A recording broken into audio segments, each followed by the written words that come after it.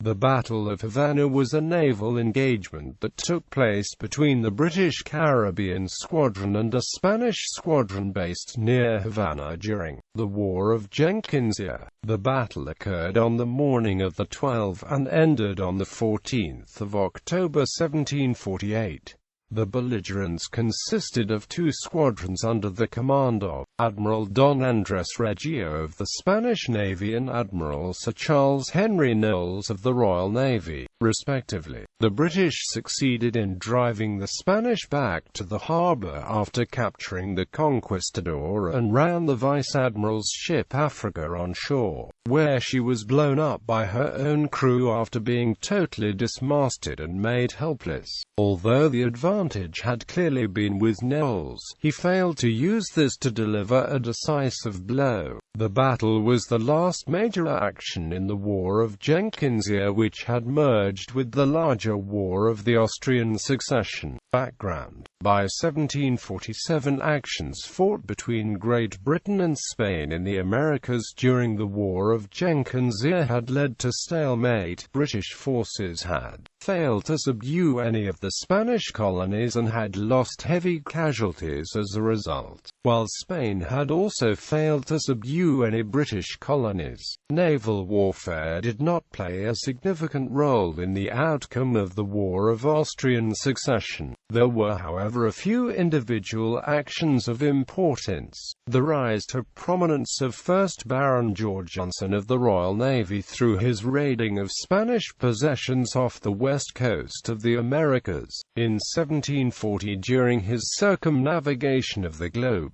Britain's blockade of Toulon, which effectively paralyzed a combined Franco-Spanish fleet based there and also interdicted this port's potential role as a base for convoy activity until the Battle of Toulon on February 11, 1744. This battle resulted in the retirement of the blockading fleet by its commander. A planned French invasion of England was stopped by severe weather and the Royal Navy in March and April of the same year, but after this naval operations were tied mainly with privateers. In April 1747, Admiral Sir Charles Henry Knowles had become commander-in-chief on the Jamaica station but had failed to subdue Santiago de Cuba. The following year, after having his ships had refitted at Port Royal, Knowles sailed on a cruise in search of Spanish treasure convoys, hoping to intercept the Spanish treasure fleet off Cuba before news came of a final peace between Spain and Britain. By this time, news of the peace between France and Britain had arrived, but no news had been received as of the latter's peace with Spain, so Knowles sailed on. On the 30th of September he fell in with HMS Lennox, under Captain Charles Holmes, who reported that he had encountered a Spanish fleet some days earlier. Admiral Don Andres Reggio, commanding the Havana squadron, left Havana on October 2 with the intention of protecting Spain's shipping lanes from raids by British forces. His undermanned cruise, supplemented by a regiment of troops and several hundred conscripts on board. The wind was easterly and varied in intensity throughout the day but diminished significantly around midday and picked up again in early afternoon. Battle. On the morning of October 1,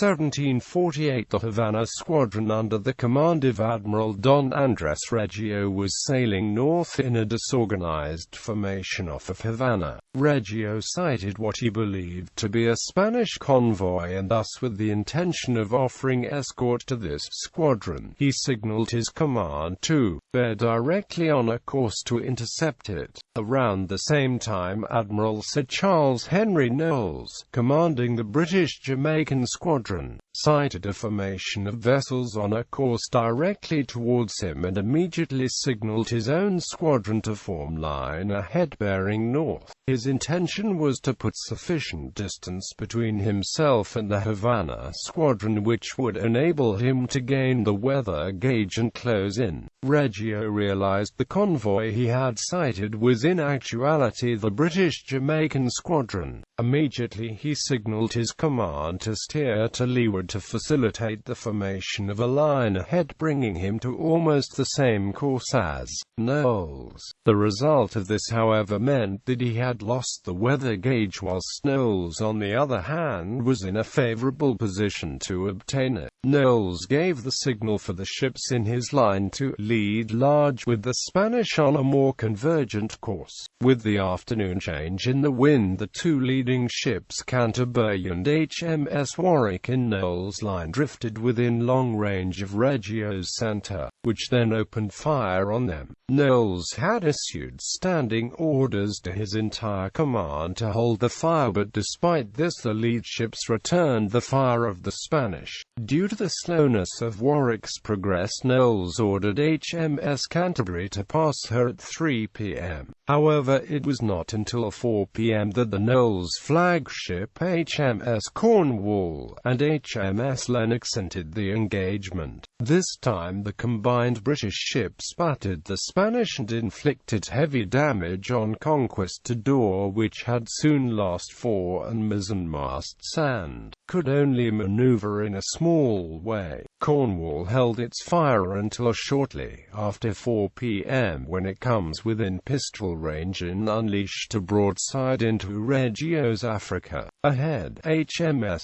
Strafford poured broadsides into Conquistador, while Lennox joined the action from astern. At 4:30 p.m. HMS Strafford came up close and fired a devastating broadside into the Conquistador, after which she was unable to reply. Within less than an hour, Conquistador was battered out of the Spanish line, its captain and two lieutenants lying dead, and so soon after struck to Strafford before another broadside could any more damage. Strafford had failed, however, to send any boats to take possession of her, and Reggio recognized this fact and forced Conquistador to rehoist her colors by firing on her from his flagship Africa. HMS Cornwall came up in support with an angry Knowles along with Canterbury. Finally, Conquistador again struck her colors to Cornwall. Canterbury's captain, however, later claimed that Conquistador had struck to her subsequent to her entrance into the battle. HMS Warwick finally appeared ready to overtake the Spanish by 5:30 p.m., and with this every Spanish ship attempted to save themselves.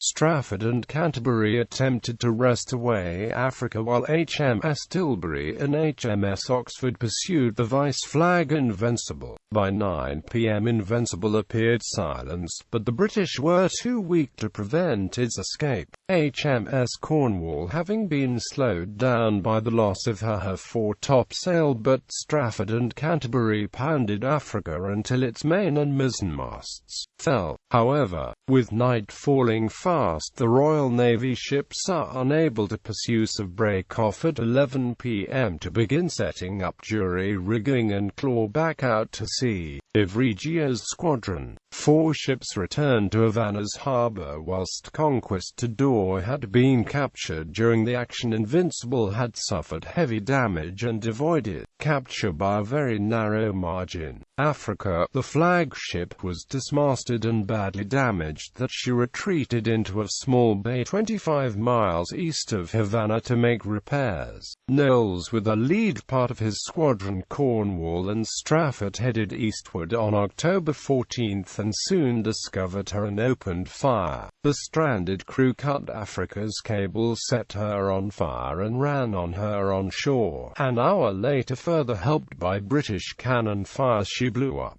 Aftermath. Knowles then reunited with the rest of his ships, but before any action could be planned, a Spanish sloop was intercepted where news was received of the Treaty of Aix-la-Chapelle and that the war in Europe was over. Knowles dropped the Spanish prisoners on Cuba and set sail towards Jamaica with his lone prize. The Battle of Havana demonstrated the importance of tactical cohesion within a unit. Due to a lack of such cohesion, Knowles' squadron was not able to come to a close engagement quickly enough. If Reggio had so desired, he could have easily evaded the British squadron by retiring to the west. The British squadron also fired on the Spanish too soon at too great a range. Casualties aboard the 4 surviving Spanish ships were more than 150 dead and a like number seriously wounded. Both commanders, Knowles and Reggio, were reprimanded by the respective commands for their conduct during the engagement. In Knowles' case for not bringing his full fleet to bear and achieving a total rout. Knowles' vilification of the captains under his command, excepting David Brodie of the Strafford and Edward Clark of the Canterbury. After this action resulted in the petitioning the Admiralty for his court-martial. He had managed to force and win the battle and was only reprimanded as a result of the proceedings.